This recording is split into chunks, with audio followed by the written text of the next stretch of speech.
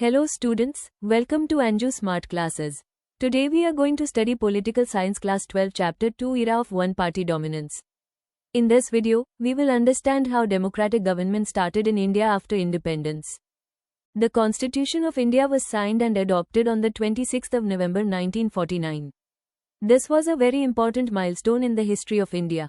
It provided the framework for governing the country. The Constitution came into effect on the 26th of January 1950. From this day, India officially became a republic nation. This day is celebrated every year as Republic Day.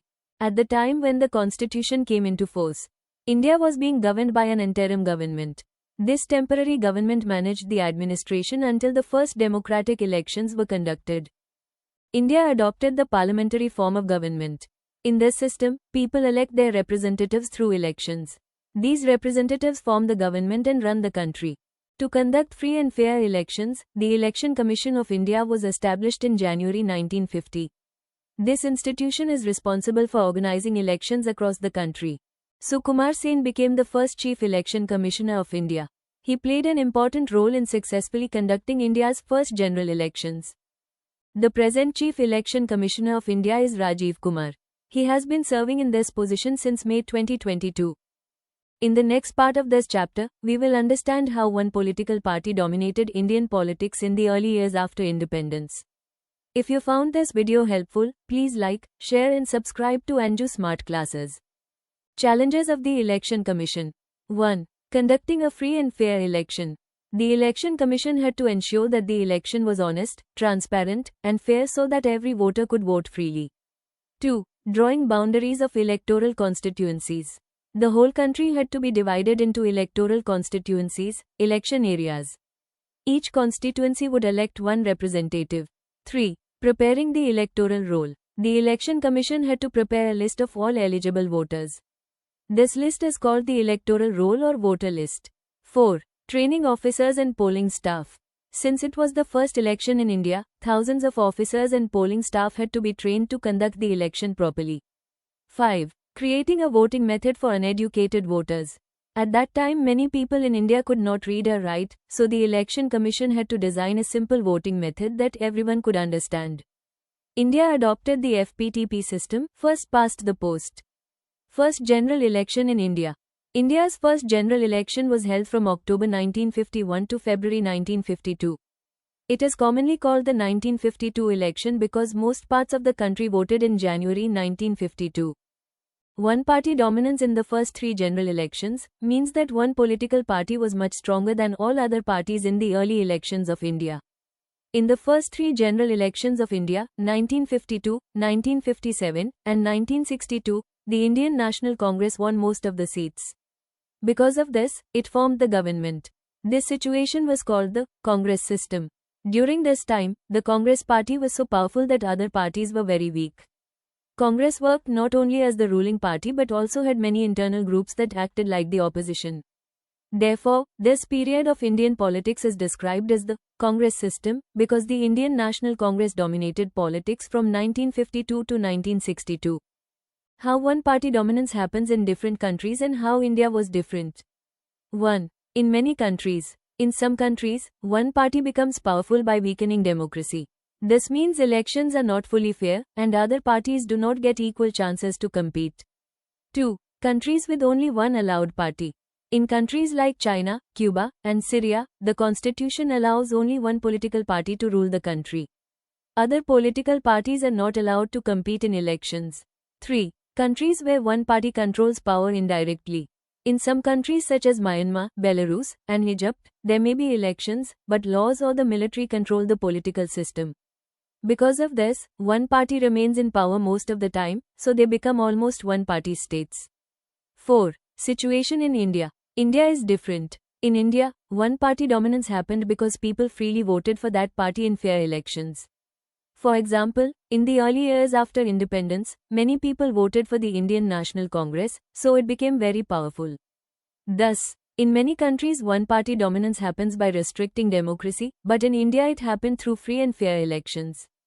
Meaning of, reasons of Congress dominance in the first three general elections in India.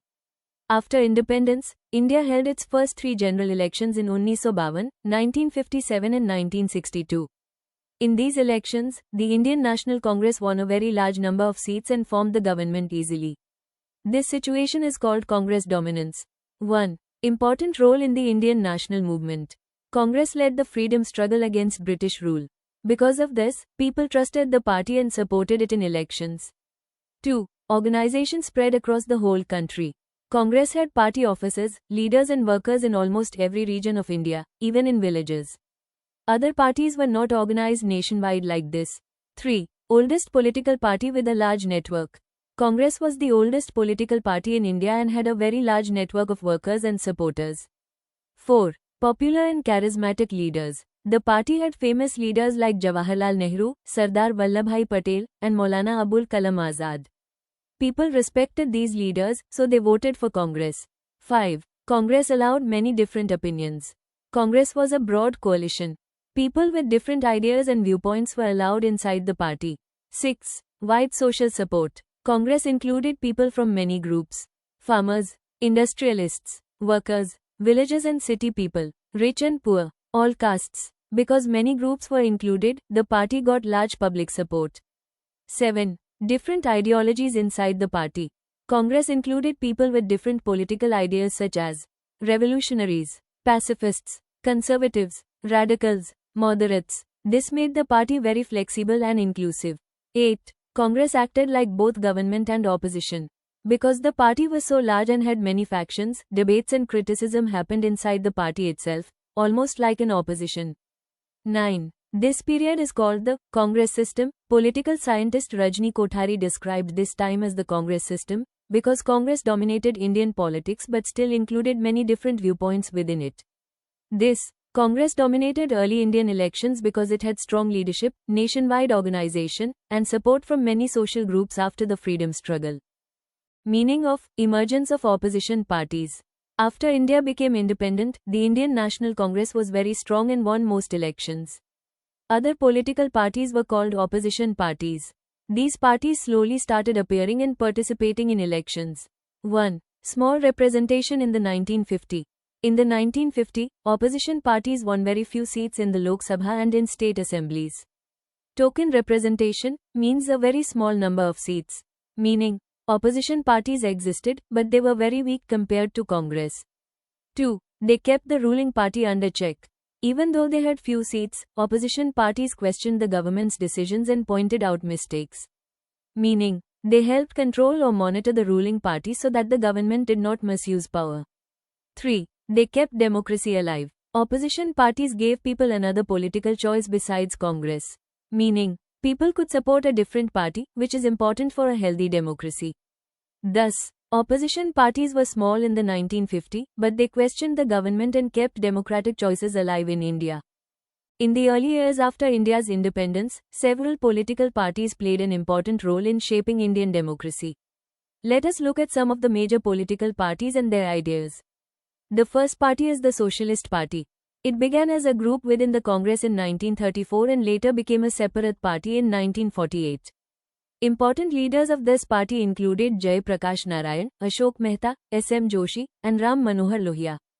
The party believed in the idea of democratic socialism, which means combining democracy with social and economic equality. The second party is the Communist Party of India. It started as a faction within the Congress in 1935 and later separated from the Congress in 1941. Some important leaders of this party were A.K. Gopalan, P.C. Joshi, and Ajay Ghosh.